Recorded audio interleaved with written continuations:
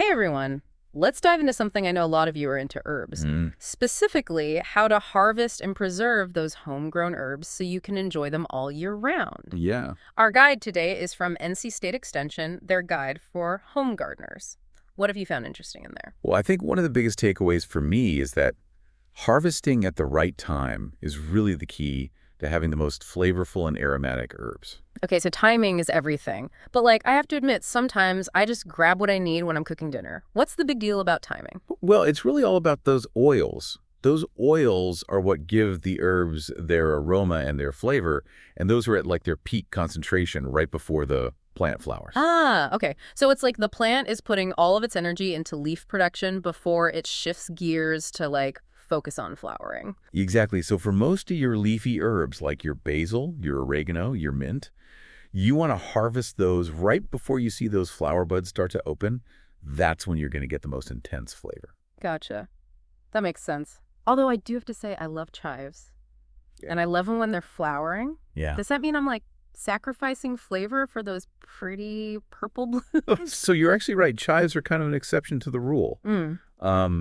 It's true that most leafy herbs are best harvested before flowering, but chives, they actually are still quite flavorful, even when they're in bloom. You are right, though. The flowering process, it does change the flavor a little bit. It makes them milder. Interesting. So it's like a trade-off then. A little less pungent, but you get those beautiful edible flowers. Exactly. Well, what about when you're harvesting the flowers themselves? Yeah. So it's the same principle. Okay. Think about chamomile, calendula, borage. Right. That kind of thing. So just as they're about to be in full bloom. Yes. Gotcha. You got it. What about roots? Roots are a whole different ballgame. Yeah, I was just thinking that. When's the best time to harvest those? For roots, you want to wait till fall, after the above ground parts of the plant have kind of withered away, because it's sent all of its energy down to those roots to prepare for winter. It's like stocking up for a long winter's nap. Yeah, right? exactly. Okay, so say I'm a little off on my timing, though. Am I really harming the plant if I accidentally harvest at the wrong time? Well, that's the great thing about plants. They're really resilient. You can harvest up to 75% of the plant's growth at once without harming it. 75%. Wow. Okay, that's a lot more forgiving than I thought. Right. So don't stress too much if you're not, exactly perfect with your timing. That takes a lot of pressure off. Any other good harvesting tips that we should know about? Yeah, so 2 more good tips from the guide. Early morning is best. Okay. After the dew has dried, but before it gets too hot in the day, that'll give you the best flavor. Okay.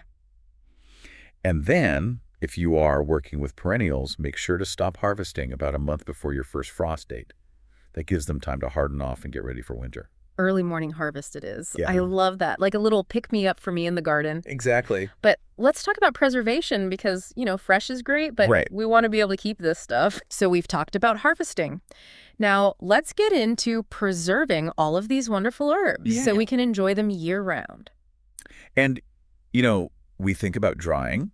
Of course, we're going to talk about drying. Right. But there's another method that's really easy and it's really effective. And I don't know if a lot of people think about it. Okay.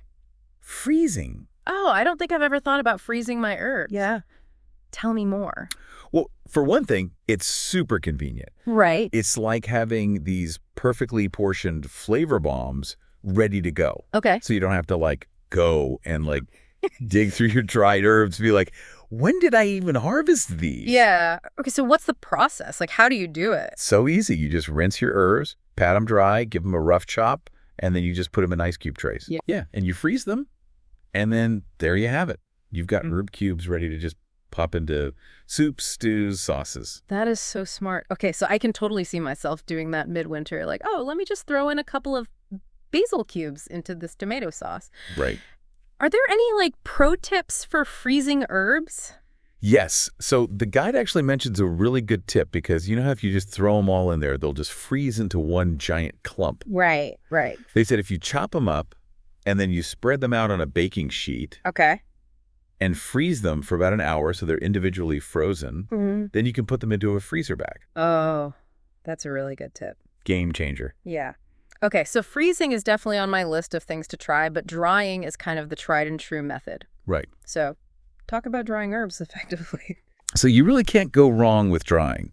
And there are a couple of ways to do it. The classic method is you just take your herbs, you bundle them together in a little bunch, tie them off with some twine, and then hang them upside down. You want to hang them upside down in a warm, dark, airy place. I always picture herbs drying in like a sunny window. Why is it important to keep them in the dark? Yeah, it seems counterintuitive, right? But you don't want them to be in direct sunlight. Those UV rays can actually break down the oils that give the herbs their flavor.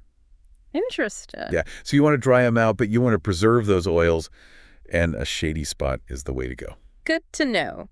So I'll be honest, I'm kind of impatient when it comes to preserving things. Does drying always have to be this long, slow process? It can be, but if you want to speed things up, you can also microwave them or put them in the oven. Yeah. But you have to be really careful because you can very easily burn your herbs. Yeah. So if you do that, do it on a really low heat and keep a close eye on them. Gotcha. Yeah. So say I've got my herbs. We've talked about freezing. We've talked about the different methods for drying. What else should we know? Any other herb preservation commandments? Yeah, well, no matter how you're preserving them, how you store them afterwards makes a really big difference. Okay. So to keep your dried herbs at their best, you want to store them in airtight containers, glass jars, metal tins, Okay. and keep them in a cool, dark place. So just like when you're drying them, Exactly. light and air are the enemy. The enemy. What about crushing them? Oh, yeah. So I just usually crumble them up with my fingers when I'm cooking. Is that okay? That's fine for fresh herbs, but for dried herbs, it's actually best to wait until the last minute to crush them. Because again, that crushing releases those oils, and we want to keep those locked in as long as possible. Okay. Yeah, that makes sense. So it's all about, you've harvested these beautiful herbs, you've gone through the process of preserving them, but it's kind of about the bigger picture too, right? Absolutely. Like connecting with nature. Exactly. And speaking of connecting with nature, I have an idea that might take your herb journey to a whole other level. Ooh, tell me more. Tell me more. I want to know. Okay, so how about an herb journal? An herb journal. Yeah. Just a dedicated space where you can keep track of all your experiments, your successes, maybe some things that didn't work out so well. That's right. Just kind of your observations about what works well with different herbs, what preservation methods work best, all of that. I love that. I'm already thinking about how I'm going to design mine. Like becoming an herb alchemist. Yes. It reminds me, we talked about freezing versus drying, but are certain herbs better for one or the other? That's a really good question. Yeah. And that's where I think the herb journal could come in really handy. Yeah. Because you can keep track, like the guide mentioned, that herbs like basil, tarragon, mint, they can be a little bit tricky to dry because they have a tendency to mold. Oh, so maybe freezing those is the way to go. Yeah, I would say so. And just kind of, make a note in your journal. How well did the color hold up? Okay. What was the aroma like? How did the flavor compare? I love this idea. Right. Because it really does make it more of like an ongoing exploration.